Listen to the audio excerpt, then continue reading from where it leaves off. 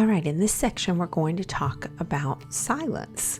So it may seem odd to say that we're going to use silence during communication, but silence can be a very powerful communication tool. It allows you to organize your thoughts, and it encourages the other person to expand on ideas, reactions, or feelings. How does it do that?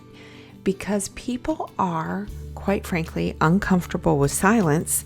If you're quiet, they're going to continue talking. If they stop talking and you don't start talking within a few seconds, they're probably going to say more.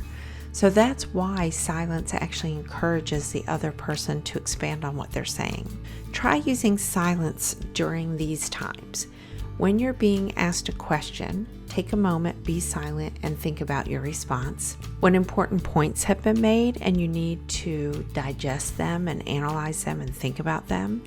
When emotions are running high, and when you're receiving large amounts of information at once, like when you're in a requirement session. There are times when talk is hurtful and when silence is the beginning of wisdom. I love that quote. And I think that it's something that you should practice, the using silence, because like I said before, people are uncomfortable with silence. That means you're probably uncomfortable with silence too. And if you don't get comfortable with it, then you're not going to be able to use this as a technique because you won't be comfortable using it.